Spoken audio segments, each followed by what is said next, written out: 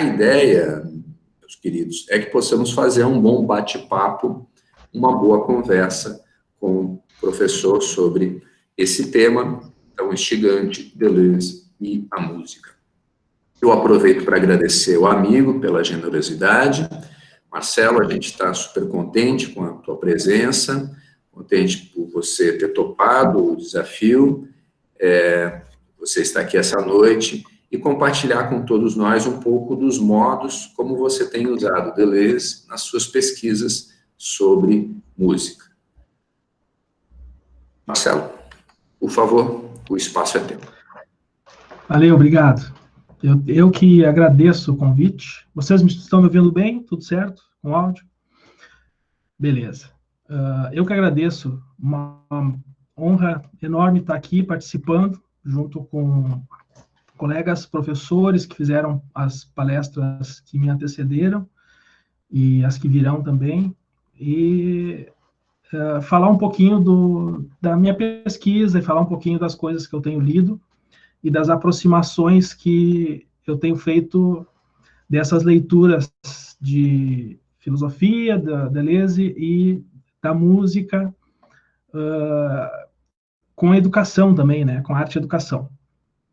Bom, o título da nossa fala, ele inicialmente até era um pouco provisório, porque é amplo, né, ele fala sobre dois temas bastante gigantes, que é o Deleuze e a área da música, mas, de certa maneira, foi ficando, eu achei interessante que fosse também assim, porque eu posso fazer, eu não sabia também muito bem qual o recorte específico eu ia fazer, e assim eu fiquei mais livre também para ir mexendo nesse material até o dia de hoje, e pensar bem os fios que eu ia puxar de cada um, tá? Eu fiz um roteirinho aqui, eu vou seguir o roteiro, e de vez em quando eu dou uma olhada no chat, em alguns momentos eu consigo dar uma pausa aqui, a gente vai conversando enquanto eu vou falando. Bom, o título da fala, como eu reportei, é algo bastante amplo. De um lado, Deleuze, filósofo francês, problematizador da diferença. De outro, a música, uma arte do tempo. A conjunção desses elementos, desses dois elementos, é que me interessa mais intensamente. Tá? As matérias expressivas que surgem da relação entre Deleuze e a música me movimentam a renovar algumas noções e alguns conceitos que me interessam bastante, como, por exemplo, o conceito de criação musical. Esses movimentos de idas e vindas ao autor, os deslocamentos como um professor músico, né, doutorando em educação, sempre desafiado a pensar com a filosofia, a pensar com a arte e com a ciência, né? Produzem o que eu chamei de ativação artística, tá? Quem sabe eu consiga fazer algumas torções nas estruturas ou nas microestruturas do pensamento, o que Deleuze fala, né, de fazer um filho pelas costas. Estou mobilizado a tentar esse movimento. Bom, de certa maneira, o Deleuze que eu visito hoje aqui não é o Deleuze mais tradicional, que se comunica bastante com autores e compositores da área da música, vamos dizer assim, da música de concerto, né? Eu tentei colocar uma caixetinha de escola de samba numa mão do Deleuze, de vez em quando fazer ele tocar surdo, de vez em quando um pandeiro, sei lá, um samba. Eu sei que os franceses não têm uma ginga muito, né, muito adequada para o samba, mas eu acho que no final das contas vai ser proveitoso, tá? Então, de imediato, eu convoco alguns artistas da música, compositores, criadores, a me ajudar a conversar e a fazer música com Deleuze, em especial música popular. São eles o Itamar Assunção, estava ouvindo aí, Arrigo Barnabé e Tom Zé. É possível fazer algumas aproximações da produção artística desse trio aí, que vai ajudar a gente, né? Talvez a mais geral, a aproximação assim mais geral, é que eles fazem parte de um grupo de artistas que foram taxados como malditos. Depois a gente vai entender melhor o que significa essa pecha que jogaram neles como malditos. Itamar Assunção e o Arrigo Barnabé atuaram mais intensamente num movimento musical chamado de vanguarda paulista. O Tom Zé, ele está mais conectado com o tropicalismo, né, um movimento final da década de 60, liderado ali pelo Gil, pelo Caetano, tinha os Mutantes, tinha as vozes femininas de Gal, Nara Leão. Então, o Tom Zé, ele se evidencia primeiramente nesse projeto coletivo da Tropicália, tá? Então, falei da filosofia, um pouco dos três convidados, e eu queria falar também sobre a questão do meu trabalho. Eu atuo como docente no curso de bacharelado em música da UFPEL, né? E eu acredito que é importante, desenvolvendo junto, então, essa questão do lugar que eu estou trabalhando e pesquisando, porque é nesse lugar que os conceitos vão se movimentando, que os conceitos se remetem uns aos outros também, né? Na sala de ensaios, curso de música tem sala de aula, mas as salas mais movimentadas são as salas de ensaios, né? E é dentro das salas de ensaios que esses conceitos começam a circular, que eles começam a me habitar, e é onde eu construo os meus planos, tá? Talvez um plano de imanência pelo fato de que ali os conceitos tomam forma, né? Mas também se tratando da arte, é possível dizer que ali a gente depende de um plano de composição também, onde é preciso criar, né? É preciso que exista a criação dentro da sala de ensaios para que algo aconteça, para que algo se passe, né? O que se faz num curso de bacharelado em música popular tem a ver com isso. Eu vou explicar um pouquinho mais agora no início. O que acontece num curso de música popular? No curso de bacharelado em música, tem aulas práticas de instrumento, né? Ao mesmo tempo em que se toca um instrumento, o aluno também assiste outros colegas e professores tocando, né? Os alunos e professores têm acesso a um conjunto de conhecimentos considerados importantes, que na universidade a gente chama de currículo, inclusive. O aluno precisa cumprir uma carga horária mínima com as obrigações acadêmicas, né? E até o final do curso ele precisa demonstrar alguns estudos a partir de um repertório, né? Existem, além da parte prática, documentos, frequências, comprovações, né? Enfim, um sistema de regras que um curso de bacharelado e um curso em geral da universidade exige. Então, o curso de bacharelado em música popular ele é pensado como um processo de profissionalização do músico, tá? De um corpo que se propõe a se expressar musicalmente, de maneira profissionalizante. Existe toda uma relação entre esse processo de profissionalização e o mercado de trabalho, tá? Atualmente, tem uma relação também com essa questão das tecnologias, da produção musical, com o registro, gravação, tá? Então, nesse aspecto, até o curso de música popular, o fato de ser popular, ele se diferencia de outros bacharelados em música, tá? Um dos aspectos importantes nessa diferenciação são as práticas musicais coletivas. As práticas musicais dos alunos do início ao final do curso são práticas sempre coletivas, tá? O percurso de formação dos alunos acontece do início ao final do curso, em grupo, uma espécie de banda, né? A gente constrói e desconstrói os grupos, os conjuntos, dá para a gente pensar como bandas, né? Uma característica, então, presente e que me marca muito são as práticas coletivas, tá? Fazer música vai muito além de você tocar um instrumento ou desenvolver uma técnica, né? O César Aira, num livro chamado Pequeno Manual de Procedimentos, vai dizer que essa ideia de profissionalização, inclusive, foi sendo substituída ao longo do século XX pelos movimentos de vanguarda, nos quais esses autores aí, inclusive, fizeram parte. Mais precisamente, o que o Aira quer dizer nesse material é que uma vez que já existe a bossa nova, o samba canção, o choro, o rock, né? Essas grandes categorias da música popular, por exemplo, para que serviria a tal da profissionalização, né? Para seguir fazendo o mesmo?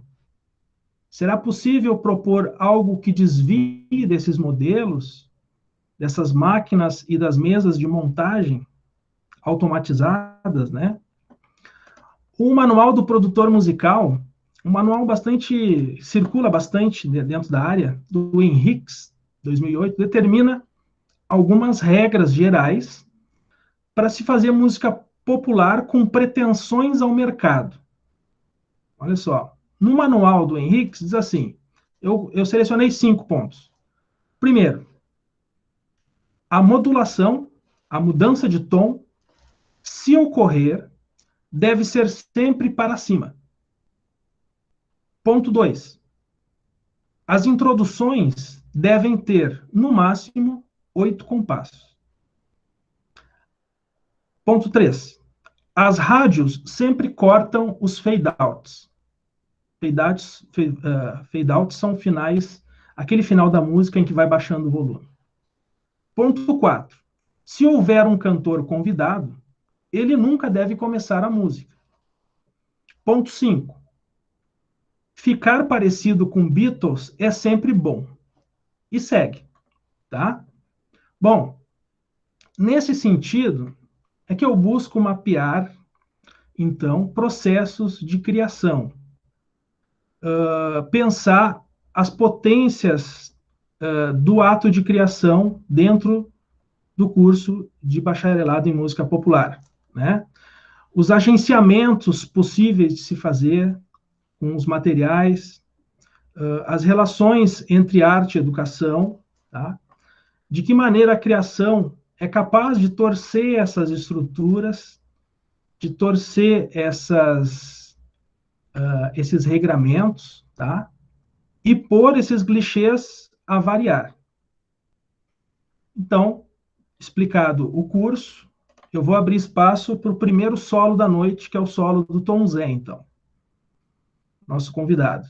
Tom Zé, ele, como eu falei, se junta ao movimento tropicalista em 68, que é um movimento de ruptura na música. Tem como marco esse movimento tem como marco o lançamento do disco Tropicalia, né? Chamou Tropicalia ou Panis et Circenses, né? Então, o tropicalismo é um movimento musical que se desenvolve a partir de articulações entre várias artes, como cinema, teatro, poesia, literatura. O agenciamento entre as artes é uma característica importante e que Tom Zé leva às últimas consequências. Ele diz assim, na letra de uma das músicas, se todo compositor brasileiro é um complexado, né? Como romper com o padrão? Eu pergunto, então, como romper com o padrão? Ou ainda, que padrão é esse? Né? Ainda na Bahia, o Tom Zé teve contato com um grande educador musical, que foi o Kohreuter. Ele tinha acesso aos cursos da universidade, os seminários de música, né? E também com o Smetak, que foi um experimentador e um criador de instrumentos musicais. Tom Zé, então, grava... a discografia do Tom Zé é muito grande, então eu vou falar assim, mais aqui, uma parte específica. Ele tem os 3 primeiros discos com uma certa regularidade, né? O primeiro disco dele é o Grande Liquidação, depois ele tem um disco Tom Zé, o nome dele, e o terceiro, Se o Caso é Chorar, um disco que fez muitas músicas tocaram muito nas rádios, tá? E que ele alia um pouco dessa questão da crítica social, né, com elementos da filosofia, da poesia, uma abordagem da dor humana, tanto no aspecto social quanto amoroso. Quase sempre o Tom Zé usa um tom irônico, aborda temas regionais que vão da cidade dele, lá da Bahia, a cidade de Irará, até a cidade grande que ele chega, que é São Paulo.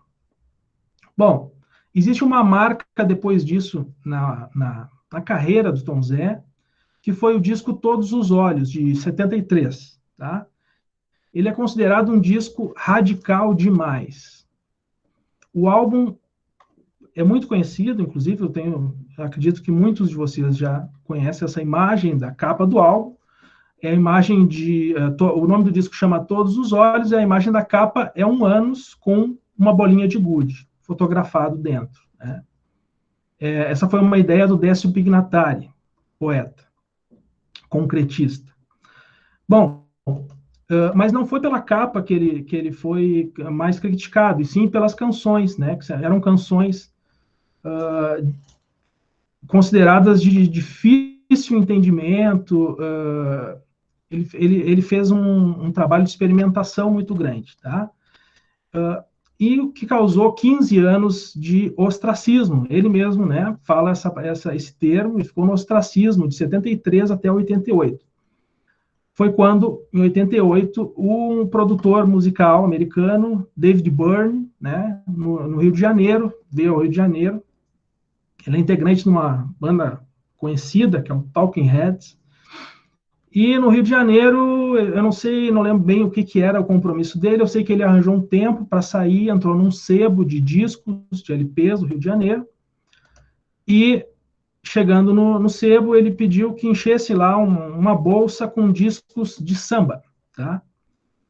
E por um acaso, o disco Estudando Samba, disco do Tom Zé, foi incluído nessa sacola, tá?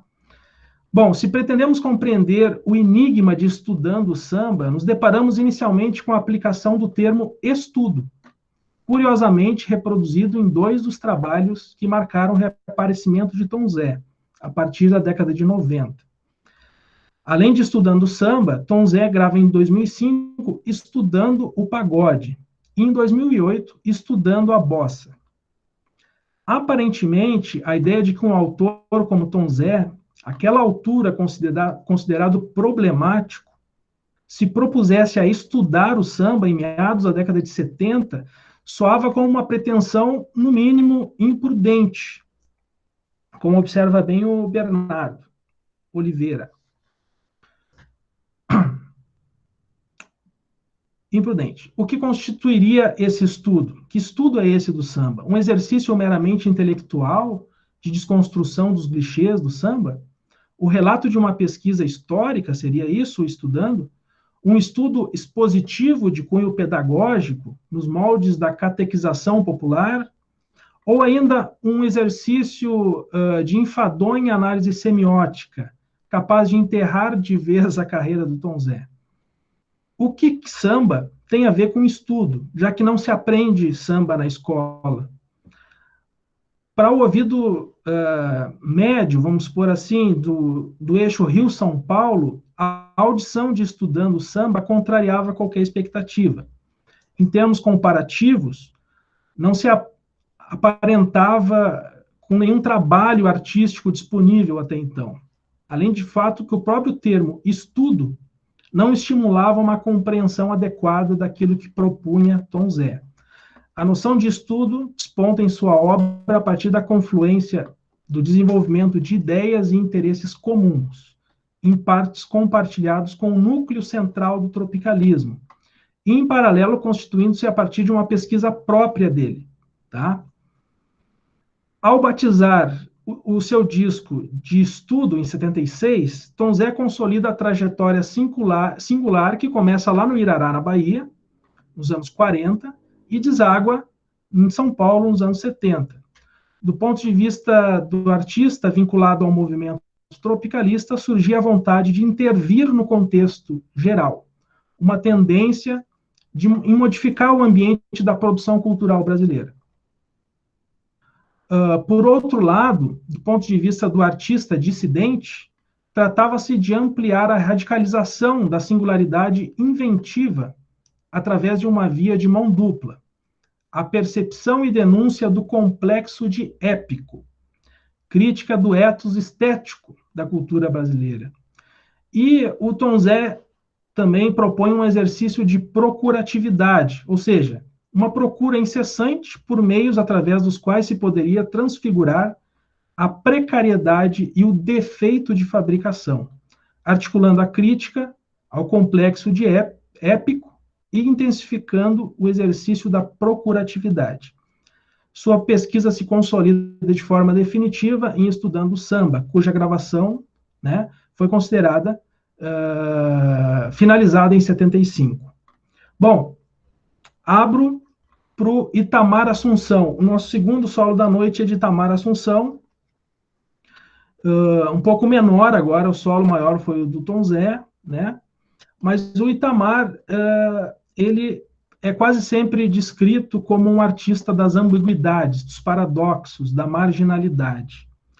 Ambíguo pela sua produção, que não se reduz a um sentido, a um significado. Marginal, enquanto um artista que não se submetia principalmente ao dever moral. Para Itamar, nunca foi problemático ficar à margem. Ficou conhecido pelo gênio difícil e por não fazer concessões para ser ouvido. A década de 80 é, assim, a pleno vapor o desenvolvimento das grandes gravadoras e dos métodos de reprodução em massa, né? Então, uma dificuldade que o Itamar tinha, principalmente, era que seu trabalho fosse coordenado por um produtor e que ele fosse submetido a uma gravadora. Pelo menos no início, né? Itamar não canta querendo documentar a cultura popular brasileira. Ele canta o terreiro porque ele é do terreiro. Quando perguntaram, e o samba, Itamar? Ele responde, o samba eu deixo para o Paulinho da Viola, para o Martinho da Vila. E em outro momento ele ainda diz, se não for para mudar, não faz sentido. A autonomia que o artista se impôs deu-lhe margem suficiente para que produzisse uma música que destoava daquela estandartizada e com curto prazo de validade que predominava nos top hits daquela época. Justamente nesse diferenciar-se do arroz e do feijão cotidiano, o caráter indigesto da sua obra para aqueles cuja dieta se baseava no sempre igual. Ao menos em parte, poderia explicar esse, então, o fracasso dele em termos de divulgação. A questão é, que linguagem Itamar produziu? Ele criou um jeito de tratar a poética, a canção, o trabalho árduo de construir uma banda. Aquele que se junta, ele pensou muito sobre essa questão de fazer música em grupo, tá? Para ele, construir um grupo de trabalho abrir espaço para o fazer artístico daquele que chega, né? Cada um que chega no grupo faz a sua camada, né? A banda, para o Itamar, é algo a ser montado. A banda acontece por necessidade. E por necessidade também se desmonta ela. Porque a inovação passa por encerrar as coisas também. Itamar, ao longo da carreira, teve duas bandas. A primeira foi a Isca de Polícia, que é a banda que ele começou a gravar, um som mais pesado, e depois ele desconstrói, ele desmonta essa banda e monta uma banda só de instrumentistas mulheres, tá? Que chamou Orquídeas do Brasil. Reflete um momento mais feminino do fazer musical, vamos supor assim, naquele momento, inclusive, era um modo não majoritário, né, de se apresentar uma banda. O conceito de música popular é bastante objetivo quando diz que o compositor popular é algo inconfundível. Itamar entendia assim. Para ele, era algo inconfundível, Adoniran, Clementina, Inesita. Para Itamar, bossa nova era música erudita, europeia. Não tem o batuque como elemento musical. Linha como fio, ele trabalha a linha melódica como um fio que se desenrola, por exemplo. Numa questão mais técnica musical, a harmonia estava sempre submetida a esse fio melódico, tá? E irritava bastante o Itamar essa fazer musical associado a uma linha de produção, né? Aquela imagem da produção de uma montadora de carros, né? Diferentes etapas do carro, vai ser numa sessão faz-se o produto, na outra a venda, na outra a gravação, então isso irritava um pouco o Itamar. Por outro lado, as gravadoras também consideravam a sua obra difícil, canções que misturavam samba com rock, funk, entre outros ritmos estrangeiros. As letras das canções eram impregnadas de sátira e crítica social, parcerias com poetas como Paulo Leminski e Alice Ruiz. O peso também, né, é necessário citar, de ser um compositor negro. E o terceiro solo da noite é o Arrigo Barnabé. Desses três convidados que eu trouxe aqui, o Arrigo pode ser considerado o mais acadêmico dos três compositores, tá? Ele é um paranaense, que inclusive conhece o Itamar Assunção lá no Paraná, o convida para tocar na banda dele, na época. Depois se mudam para São Paulo, e o Arrigo se forma em composição, ele estuda composição musical na USP, tá? E ele é bastante famoso por um disco muito emblemático, o Arrigo Barnabé, que é o disco Clara Crocodilo, tá? O disco Clara Crocodilo é um disco que mistura técnicas composicionais muito difundidas no século XX, na música, eu gosto de dizer música de concerto, mas ele mesmo fala muitas vezes de música erudita, né? A música erudita de vanguarda trabalhava muito com uma estética específica, que é a que o Arrigo traz no disco Clara Crocodilo, tá? E ele mistura isso com uma maneira de se fazer muito próxima do rock, tá? Então, a discussão musical no século XX passava por isso, por atonalismo, né? Até onde vai, o que pode o atonalismo, serialismo, método dodecafônico, os conceitos de som, silêncio, ruído. E o Arrigo traz, então, no disco, essa técnica, uma técnica que não era usual na música popular, ele traz, sem fazer muita adaptação, tá? O disco é difícil mesmo de numa primeira escuta a gente conseguir se sentir confortável assim, mas a proposta dele é outra, então, né? Como vai se construindo maneiras de pensar a criação musical, tá? O Arrigo também insistia nessa coisa de que o belo, né, musical, não precisa passar pelo feio, né? Essas concepções de beleza estavam desatualizadas, tá? Então, foi se construindo nesses três convidados novas maneiras de se pensar a criação, tá? Muito pouco sobrou daquela ideia de um compositor genioso que o romantismo musical trouxe para a performance. Também nós nos afastamos um pouco do mundo das ideias platônicos, né? Onde, inclusive, a arte tinha um lugar mais baixo, né? Seria a imitação da imitação. É por isso que se pode dizer que, apesar de criados, os conceitos não são temporais. Eles não são criados para dar conta de um contexto sócio-histórico. São apenas o produto do seu tempo, ainda que sejam influenciados por ele. Enfim, os conceitos não desaparecem quando um novo contexto histórico emerge. Eles parecem estar bem ali, ao alcance de todos, basta apenas acioná-los, reativá-los, né? Ativação, mais uma vez, e eles tomam forma independente dos seus criadores.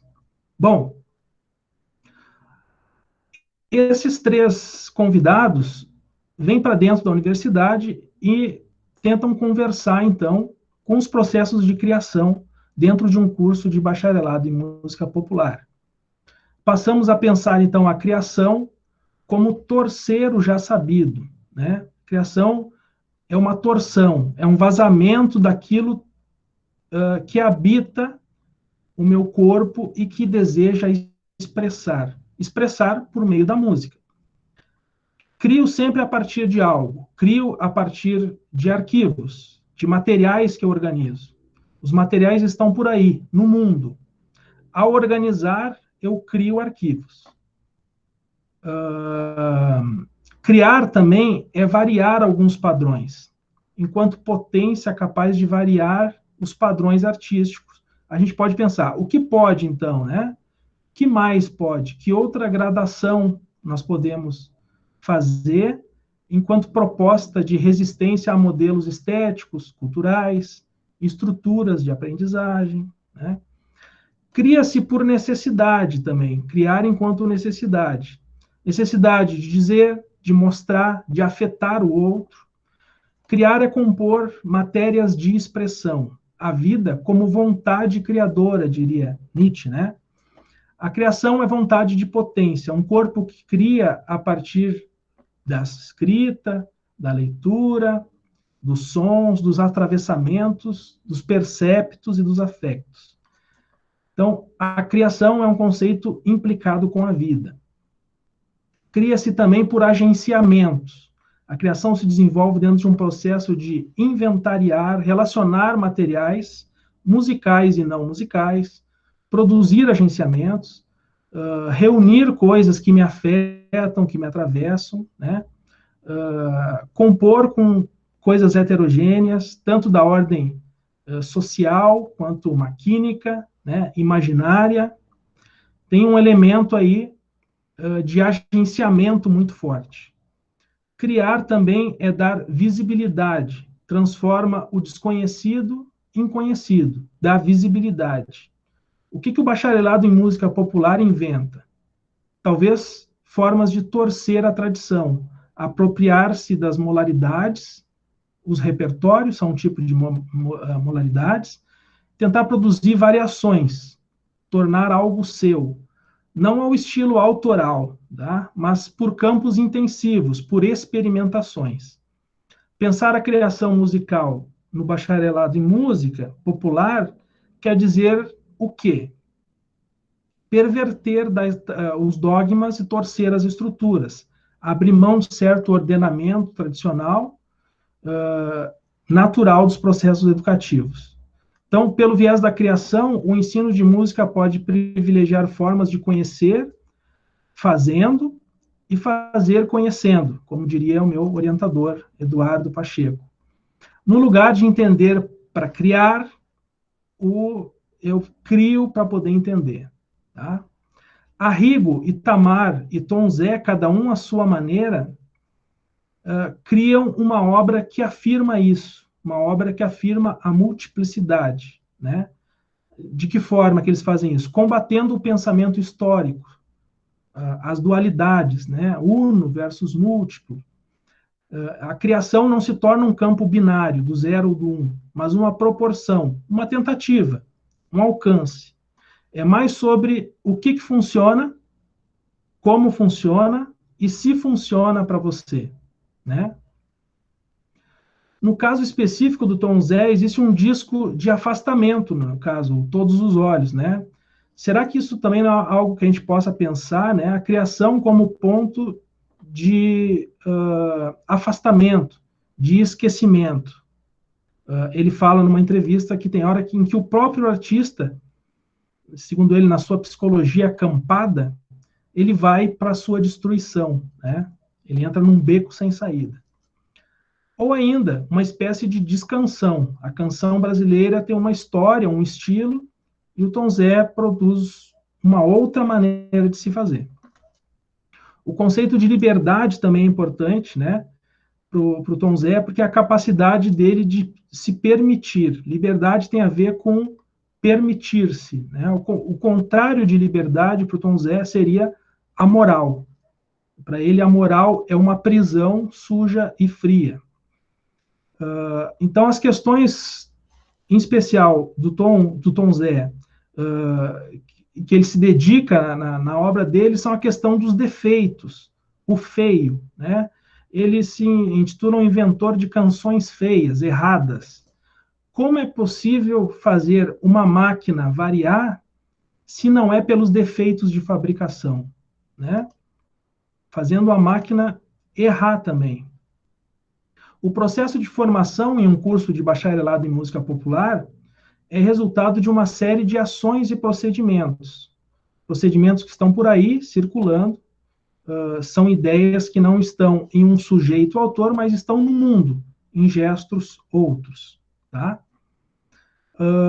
Para finalizar, eu já estou no limite da minha...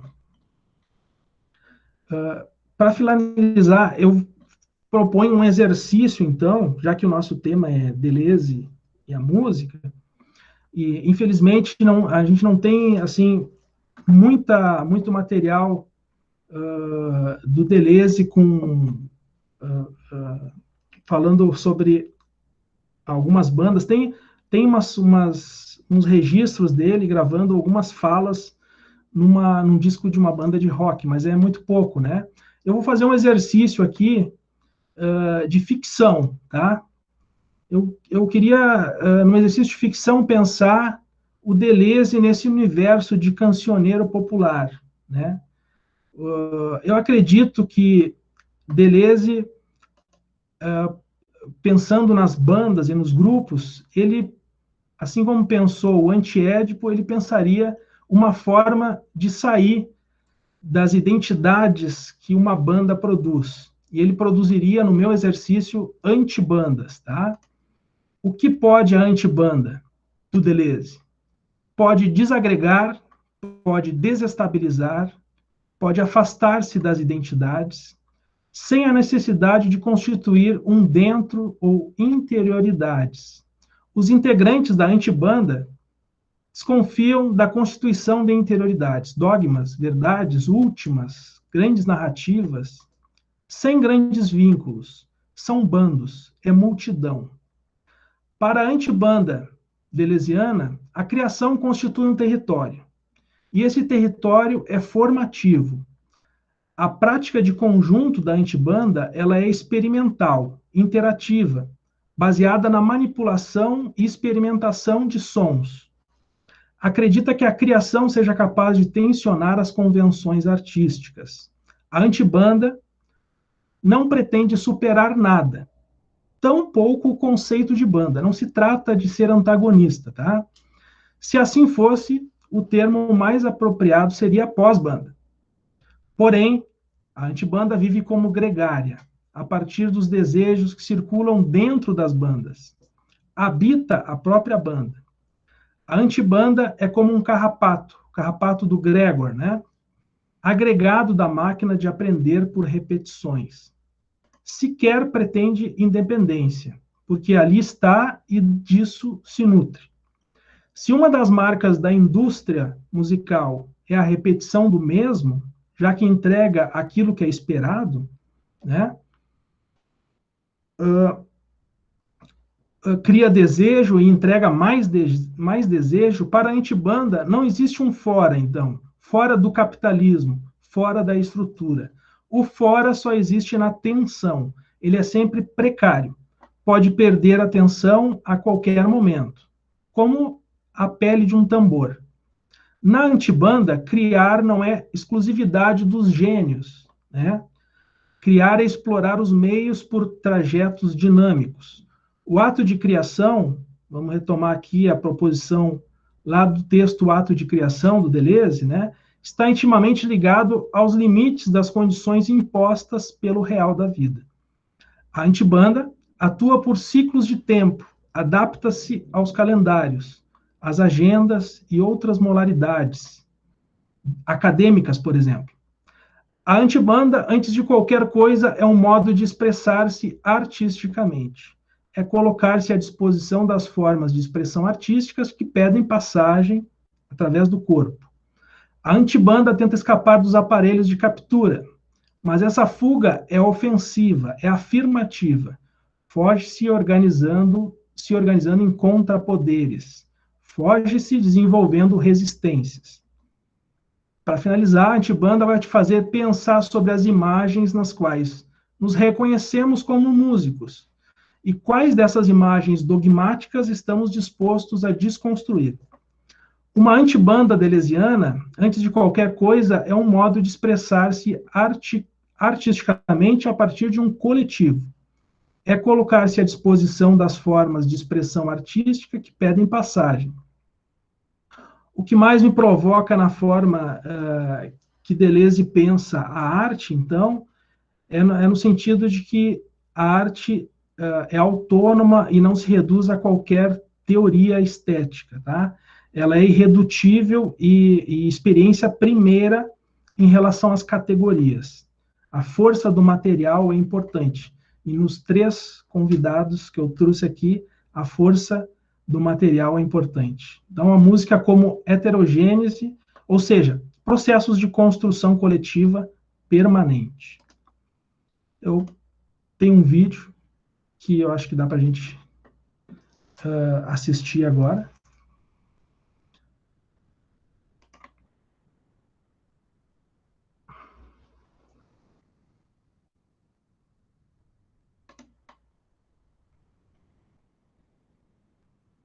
O link está no chat.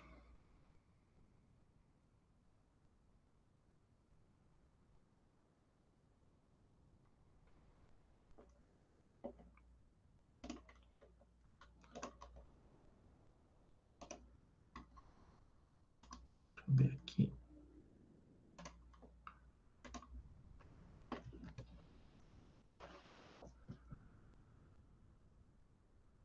Vamos fazer o combinado aquele, então, de clicar e fazer uma contagem regressiva, é isso, né, Ed? Podemos fazer dessa forma, Marcelo. Eu abri o link e não está aparecendo nada para mim. Se mais alguém puder fazer um teste.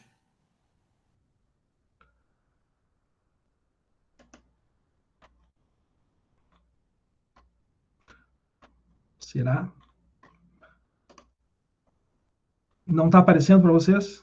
A TV Cultura cortou, está indisponível. Então tá. Tinha trechos recortados de vídeos com propriedade.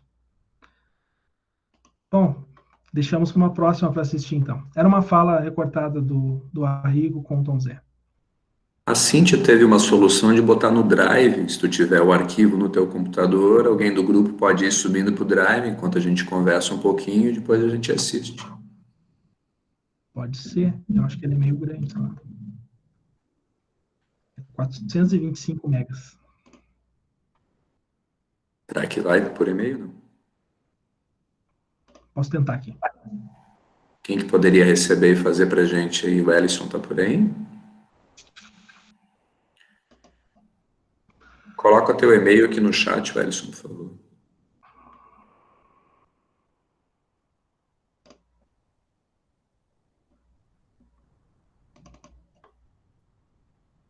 Pacheco também está se propondo a dar uma força aí, Marcelo. Tá. Vou colocando aqui, então. Mas o lance é que no Drive a gente vai ter que compartilhar por aqui. Por aqui é aquela função, né? É uma tentativa, né? Os áudios ficam baixos, mas é uma tentativa. Ah, que pena.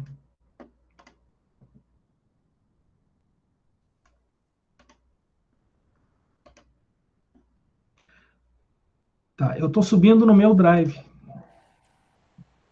Acho que assim que... Aqui de 7 minutos.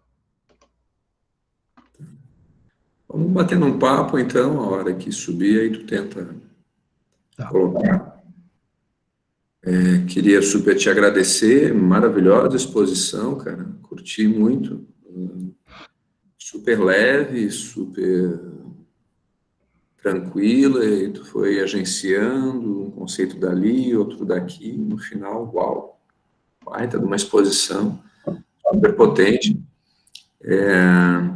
A gente já está com algumas questões aqui no chat, vou provocar o pessoal para colocar as suas problematizações, não precisa necessariamente ser uma pergunta, né, galera? A ideia é a gente conversar um pouco com o Marcelo a partir da fala que ele fez, da exposição que ele fez. Eu fui provocado, acredito que vocês também devem estar com borbulhando aí no corpo de vocês uma série de imagens, uma série de questões. Vou te trazer uma que está mais aquecida por algumas questões que eu venho trabalhando, um ensaio que acabamos de encaminhar para uma revista hoje, Andressa e eu, e que está relacionada com essa ideia que é bastante clichê no Deleuze, da criação, uma relação com a resistência, né? Lá no R de resistência, no abecedário, ele vai colocar dessa forma, né, que criar é resistir, depois ele repete essa fórmula no que é filosofia, com o Guattari, e a Anne Sovanags acredita que essa fórmula, ela causa uma série de maus entendidos, não é raro a gente escutar alguns deleuzianos pensando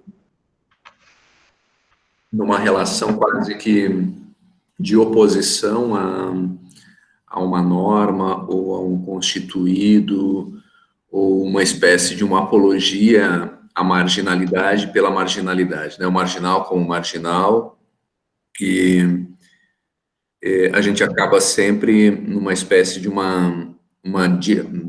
apesar de combater o tempo todo a dialética, a gente volta para a dialética, porque então criar é resistir. Mas, ora, se eu resisto ao quê? Né?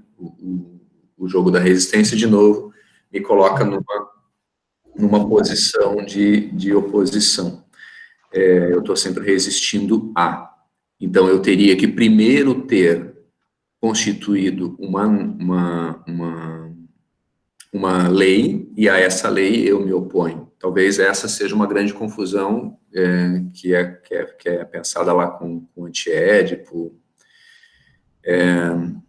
Bom, mas qual o ponto para ela? O ponto para ela é que a criação, então, ela não estaria relacionada com essa resistência de oposição. E para pensar, então, que o Deleuze trata como resistência, ela vai trazer um conceito outro, que é o conceito de bloqueio. O bloqueio, para a Anne, é primeiro, né? E sem o bloqueio, você não chega a uma linha de fuga. É o bloqueio que nos força, que nos incita, que nos leva a traçar uma linha de fuga, e aí sim, no traçado dessa linha de fuga, eu tenho um processo de criação em ato, ou seja, o ato de criação está relacionado com a linha de fuga, mas eu não chego ao traçado da linha de fuga se eu não tiver o bloqueio. O grande exemplo é o Kafka, porque ele está isolado, linguisticamente, ele não consegue falar a língua que ele vai utilizar para escrever, né? Então, esse processo do bloqueio da língua é o que produz para ela essa grande leitura do contemporâneo feita pelo Kafka. Tu, em vários momentos, trouxe algumas fórmulas parecidas, e eu estou te provocando para entender um pouco melhor por que tu insistiu em fórmulas, por exemplo, como não uma questão de autoria, ou não uma música de autoria, ou não uma... Estou tentando procurar aqui no chat para te dizer exatamente como que tu colocou a fórmula, mas acho que tu vai entender onde que eu quero chegar, né? Por que para ti é importante essa relação do processo de criação com essa imagem do não autor, ou da não autoria? Ok. Vou começar com a primeira aqui, eu anotei para não esquecer as questões. Existe, acho que um dos conceitos que mais circula na área das artes é o de resistência mesmo, né? E eu realmente entendo ele na concepção do Deleuze, não como polaridades, assim, né? Não como a resistência a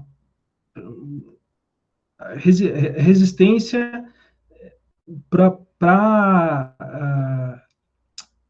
resistência como forma de criar, na realidade. O Itamar, ele falou bastante de resistência durante a vida dele, e ele é um ótimo exemplo para pensar a resistência nesses termos que eu acho que a gente tenta recolocar, né?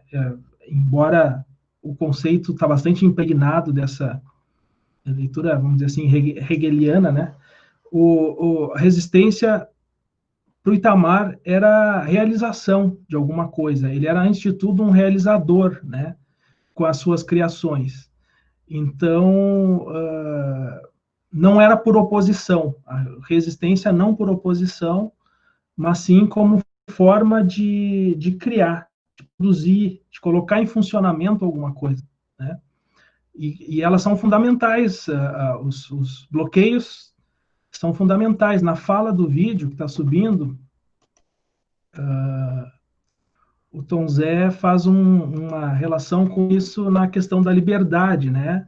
Ele diz que, ele faz uma crítica, né? Que liberdade é essa? Quem precisa de liberdade? A liberdade me atrapalhou, só me atrapalhou até hoje, né? Essa questão da resistência, eu acho que também é um pouco nesse sentido. Pensar ela como uma possibilidade de colocar em funcionamento alguma coisa, uma outra coisa, né? Então, os bloqueios eu acho que são fundamentais também para... a gente só consegue contornar a partir deles, né? Criar a partir deles. E a segunda questão que tu colocou da autoria, eu tenho uma certa implicância com essa coisa do autor, da ideia mais cartesiana de autor, do sujeito racional e tal, e isso se transformando numa espécie de identidade, sabe? Então, exemplos assim, eu tenho o guitarrista, eu sou o guitarrista, né? Eu sou um cantautor. Isso rapidamente escapa para as identidades fixas que dentro das práticas de conjunto, por exemplo. E por isso que eu tento escapar um pouco dessa ideia de alguém capaz de criar a partir de uma autoria, para não cair num criacionismo também, né? Uma tentativa de escapar da criação como uma espécie de criacionismo, né? É que eu fujo um pouco da autoria, mas é mais conseguiste perceber bem, é mais um mau humor meu com a questão da autoria mesmo. Eu compactuo do teu mau humor. Meu mau humor é um pouco mais mal-humorado, eu acho. Na psicologia é uma grande imagem, talvez as principais imagens, essa imagem do sujeito. Vou passar na sequência para a pergunta que a Clarissa coloca para ti, mas só para deixar a bola quicando, que eu acho que é um tema que a gente poderia retomar depois de uma outra conversa, mas encantou muito a tua exposição, acho que a gente podia, sei lá, tentar escrever alguma coisa, ou tentar produzir alguma coisa aí, tem uma sintonia fina entre o que tu está pensando e muitas coisas que eu estou tentando elaborar. E acho que o ponto está mais ou menos aqui, ó. A ideia de resistência, ela ainda permite que eu pense o sujeito como a origem do processo de criação, porque é o sujeito que resiste, ok? Eu posso colocar o sujeito na ponta da oposição ao sistema e ele é o marginal. Então, é a partir do sujeito marginal, né, a ideia do Oiticic, um pouco lá do marginal como herói, que eu vou criar. O bloqueio não tem mais essa possibilidade. Na ideia do bloqueio da Anne, é ele quem cria. Então, você tem um bloqueio que é anterior ao processo do sujeito. O sujeito vem a reboque. O sujeito está ali no reboque das máquinas desejantes, né? acho que tem uma tensão aqui que é bem legal, que é bem interessante da gente explorar, mas isso é uma conversa para nós fazer, porque senão a gente fica a noite toda, só nós dois batendo bola aqui. Ah, mas show de bola. A Clarissa está te perguntando o seguinte, cara, de onde vem esse entendimento de pós como destruidor, de pós-banca como sendo acabar com a ideia de banda? Acho que ela quis dizer pós-banda como sendo acabar com a ideia de banda. Para mim, o pós tem a ver com ir para além de. Acho que ela está pensando no sentido mais nietzscheano, do Übermensch, talvez, né? Do homem. Não se deixar aprisionar por. Não se deixar aprisionar por. Então, a ideia desses compositores seria, sim, uma espécie de pós-banda. Gostaria de te ouvir mais sobre isso. Clarissa, se você quiser abrir o microfone e tentar rearranjar um pouco aqui, eu gaguejei um pouco, ou se está bem colocado. Marcelo tenta responder, mas fica à vontade também para abrir teu microfone, a tua imagem e colocar a tua questão para o Marcelo dessa forma ou de outra. Tá.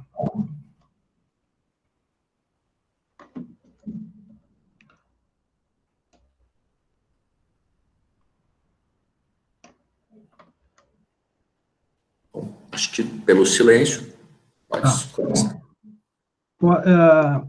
Eu faço um investimento quase que de brincadeira com a questão da antibanda, né? Por um bom tempo, eu tentei pensar essas práticas de grupo e a força que tem a imagem de uma banda nesse processo de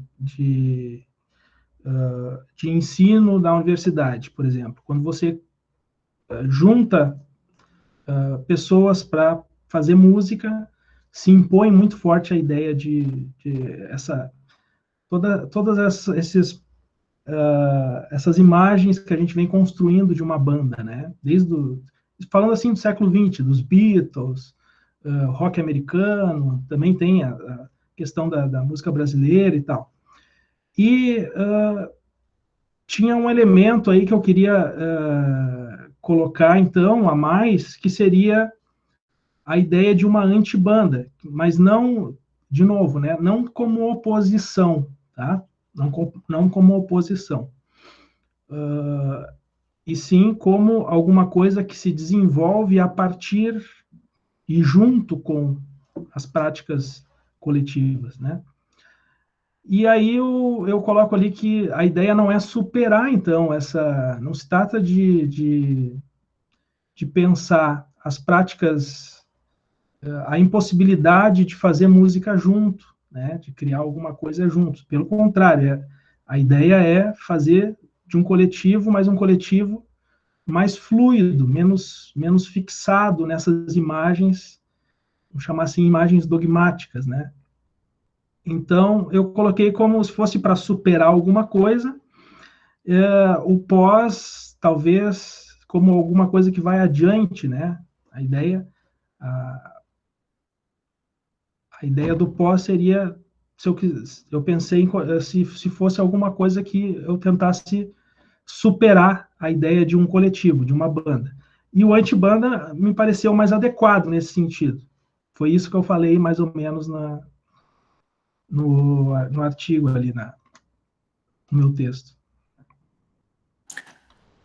Maravilha, temos aqui uma questão agora de quem que é, alguém desconhecido do grupo aqui, Eduardo Guedes Pacheco, não sei muito bem quem é, vamos ver. Eduardo, você pode abrir o mic, por favor. Beleza. Ô, Marcelo, primeiro, parabéns, velho. Bem, pode crer. Que massa. Tchê, para a gente pensar, estamos pensando junto, né?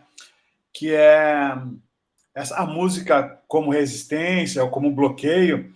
E aí, a partir da fala do Edio, né, se tratarmos ela como a partir da problematização, né, feita na perspectiva da criação do indivíduo que elege, né? Eu fiquei pensando, e se a gente tirar do foco do indivíduo e pensar nas existências como modos de existência, né?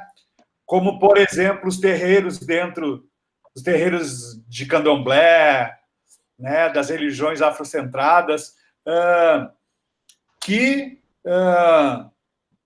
são resistência sem alvo, né? Mas pelo seu modo de existência, pelo modo que estabelece as regras de convívio, de relação, de produção de subjetividade. E aí eu estou viajando nisso ainda, eu tenho que construir melhor. Mas me parece uma possibilidade para pensar a resistência não como um antagonismo, mas como um modo de existir.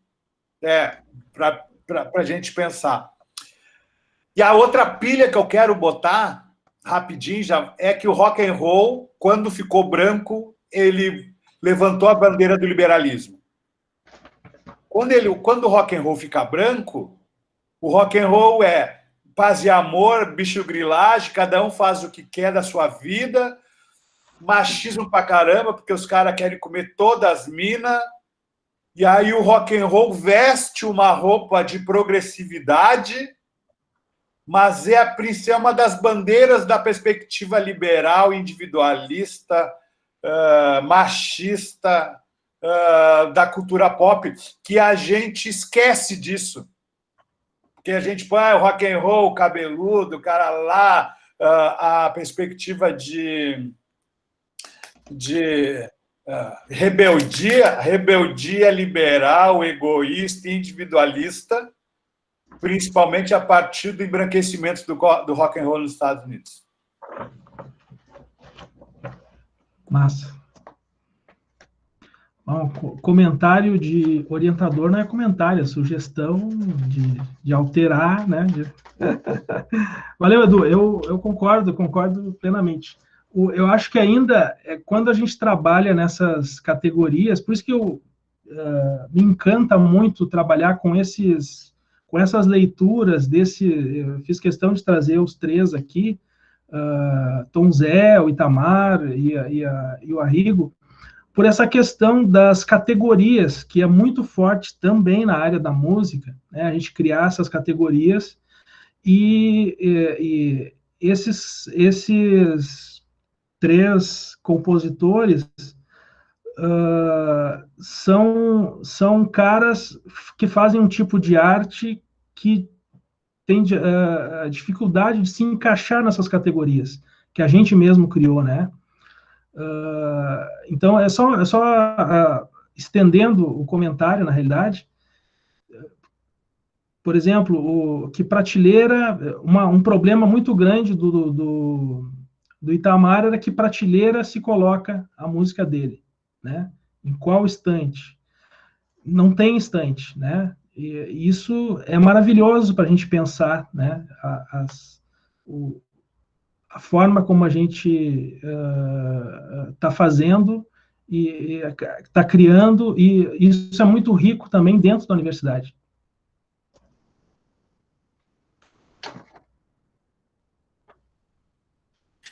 Maravilha, muito legal, Pacheco. Obrigado pela colaboração, querido, sempre muito potente quando tu aparece. Eu acho que talvez se a gente tirar a escolha desse jogo da liberdade, que o Tom Zé estava criticando, a liberdade nunca fez nada de bom para mim, a liberdade só me atrapalhou. Se a gente parar com esse jogo liberal, talvez a gente consiga sacar a resistência de um outro modo. E acredito que seja esse modo como o Deleuze pensou, não sei, até onde eu consigo pensar com esse conceito, ele teria que ser coletivo, né? Ele não faz sentido ser esse jogo individual do eu. A minha escolha é essa, eu escolho resistir. Você não escolhe resistir, a resistência ela é uma condição de possibilidade do teu grupo, né? Mas, bom, dando sequência aqui, o Juan estava nos pedindo para fazer uma questão para o Marcelo. Se quiseres abrir o microfone, Juan, por favor. Boa noite a todos. Consegue me ouvir? Que ótimo. Assim, eu estou aqui ainda, assim, retomando, sabe, ciclicamente a ideia de antibanda, tentando, assim, da melhor forma possível poder compreender isso, e eu não sei em que distância eu me encontro, assim, dessa compreensão, mas acredito que seja uma distância longa, mas me remontou, assim, a um músico brasileiro que eu adoro, sabe, eu adoro o que ele faz, eu adoro a figura dele, que deve ser conhecida por alguns, que é o Hermeto Pascoal, que faz baião, que faz, agora me escapou, forró, mistura com, eu vou pôr isso entre aspas, com jazz, que meio que veio como categorização do que o Hermeto faz, mas tu vai ver as falas deles, as entrevistas e tudo, tem uma tecla que ele sempre bate, né? Que quando perguntam para ele o que ele toca, o que ele compõe, ele diz música universal, que eu faço música universal. E acho que isso se traduz, assim, no ato dele, quando ele põe a música dele, tudo que ele fez, assim, até então, em domínio público, sabe? Para qualquer pessoa. Hermeto é realmente uma figura, assim, acho que eu posso dizer com segurança que é a parte, sabe, de toda a ideia do erudito e do que se compreende, assim, na indústria e tudo mais. Mas a questão que eu gostaria de trazer é esse pensamento que o Hermeto tem, que sabe-se lá o que motiva, né, por ser uma figura tão mística, assim, de certo modo, de música universal, quando ele diz que a música dele é universal, quando ele não se preocupa em definir o que é, quando ele não se preocupa em categorizar a composição dele na própria composição, sabe?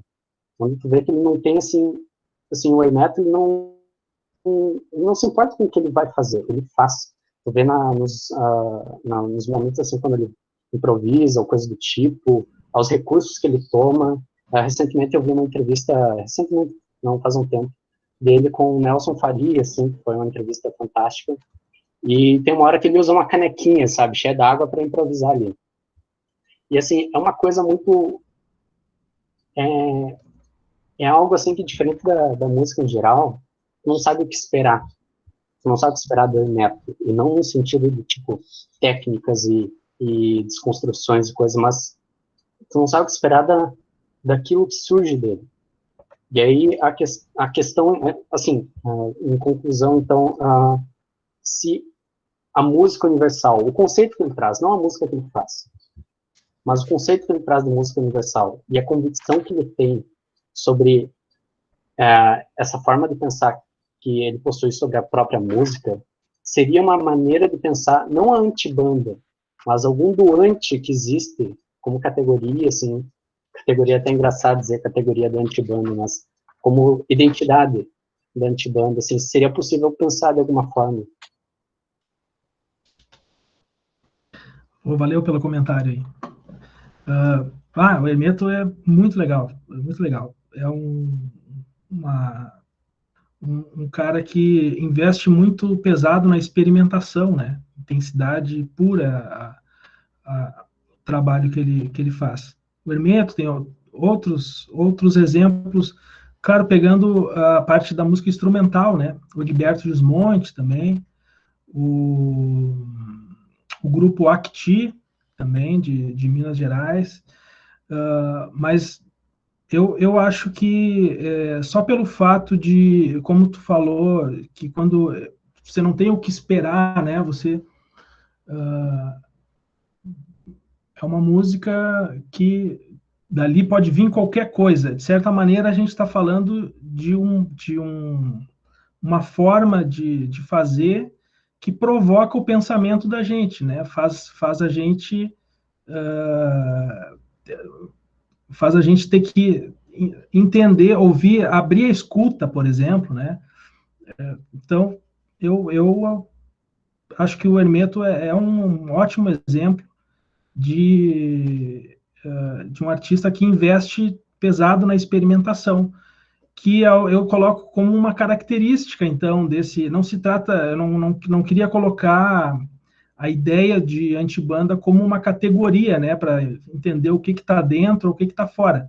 Pelo contrário, é um conceito que também tenta provocar o pensamento, assim, né?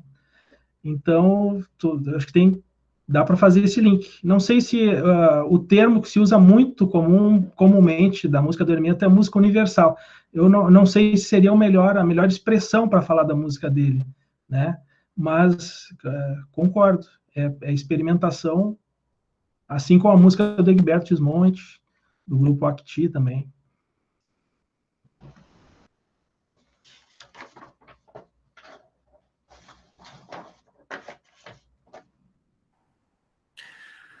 Maravilha, meu querido. Na sequência, nós temos uma questão do Alec. Alec, poderia abrir o microfone, por favor?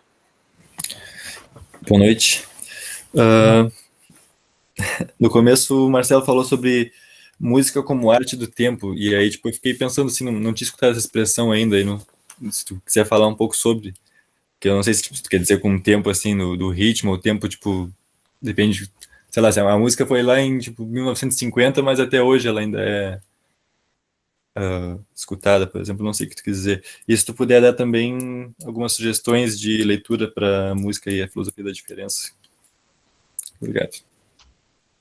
Legal. A arte do tempo não é meu, é do Deleuze, né? Cara, não é esse tempo histórico que ele está se referindo. Não é esse tempo, a música do Beethoven, ela é tão atual quanto a música do Tom Zé, né? Nesse sentido do tempo, o tempo enquanto intensidade, é assim que eu entendo. Eu não sei, depois o Ed pode me ajudar também. Mas o tempo enquanto intensidade, né? Então, o Deleuze fala em blocos de tempo, né? Não seria o tempo da história, tá? O tempo do calendário, mas sim o tempo de intensidade, capaz de provocar na gente as percepções, né? Provocar as nossas percepções, as nossas afecções, mais nesse sentido.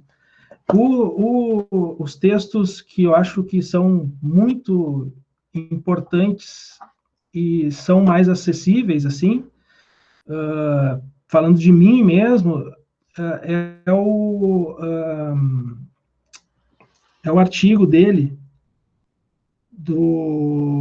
o Ato de Criação, tá? O Ato de Criação é um texto muito bacana. Tem um outro texto também sobre música que não é do Deleuze, mas eu acho bem bacana. Deixa eu encontrar o nome dele aqui, que é do Levinas.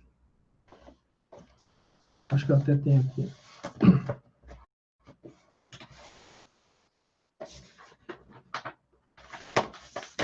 Aqui.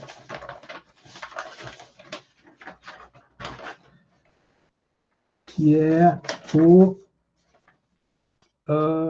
Deleuze Músico, do Levinas Corren. Eu posso colocar depois os nomes ali no chat. E, assim, tem caras mega importantes que falam aqui perto da gente sobre Deleuze e as artes, né? Um deles é o próprio Eduardo Pacheco, né?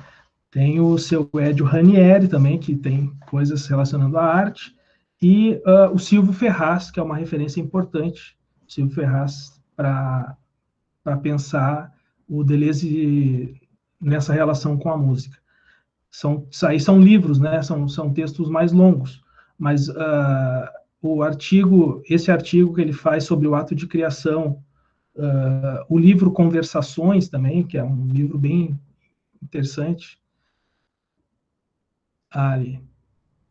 Tem os do Silvio Ferraz, o Edu está colocando no chat aí, tá? E esse Deleuze Músico do Levinas eu acho bem legal também, para abordar essas questões que são relacionadas à música mesmo. Né? O ato de criação, de quem é que tu falou? Do Deleuze, uma palestra que ele dá. Está na internet também, se botar o ato de criação, Deleuze, tu encontra fácil, PDF.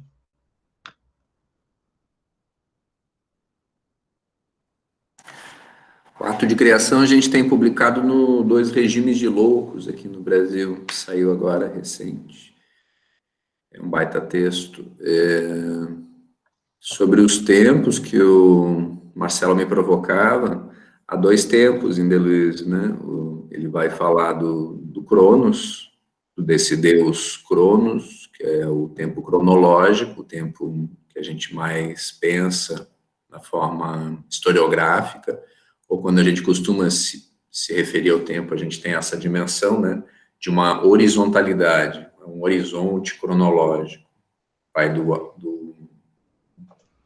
0 ao 5, do 5 ao 50, a gente pensa esse traçado horizontal. E há um outro deus do tempo, que é Aion.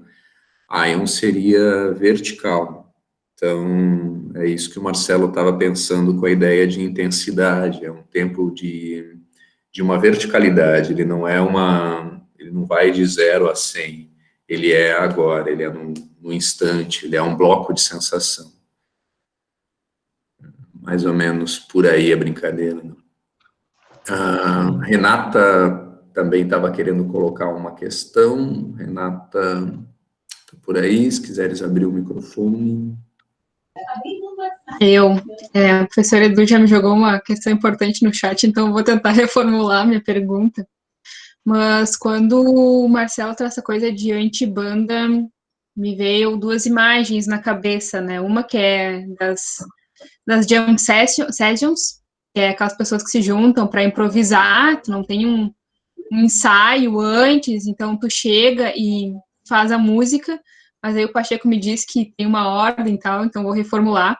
Mas eu acho que o movimento inicial das pessoas se juntarem para experimentar, não sei, me parece uma imagem interessante. Eu não sei se essa composição seria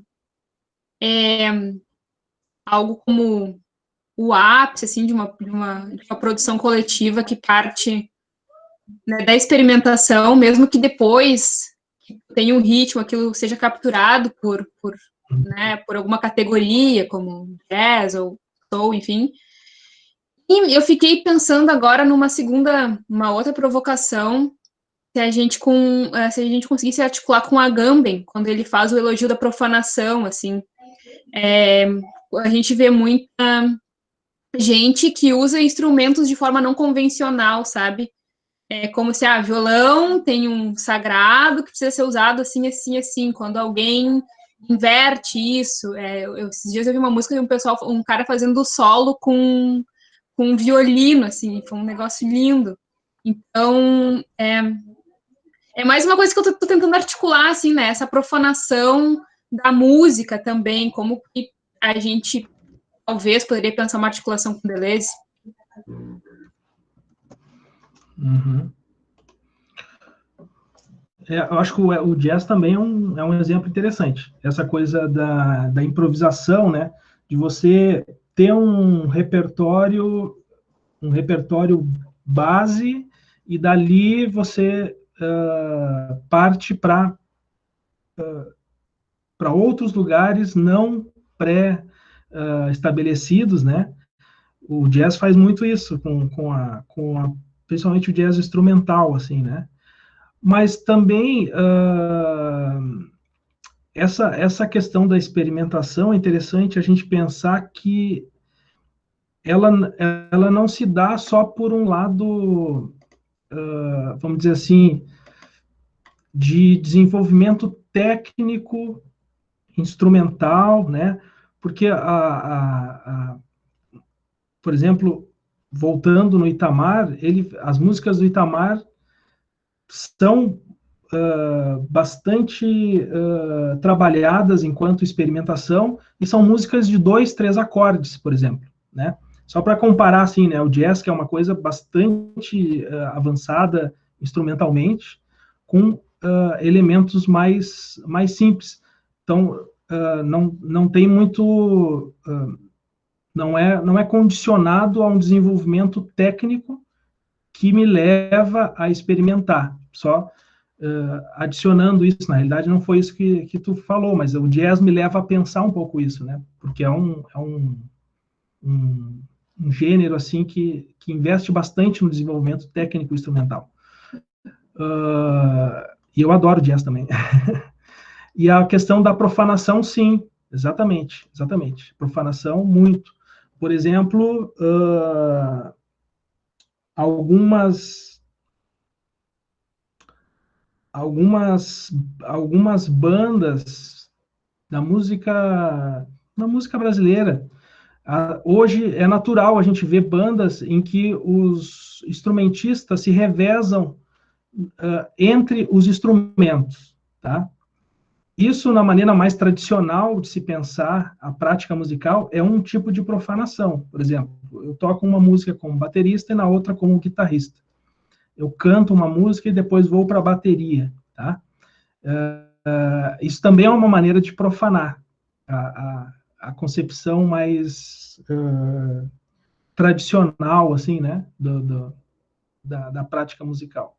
E é muito legal você ver isso e ver que isso também produz uma outra maneira, né, um outro lugar de escuta, né? Falando assim, como percussionista, falando agora aqui como percussionista e como alguém que está sempre tocando também, isso é muito legal de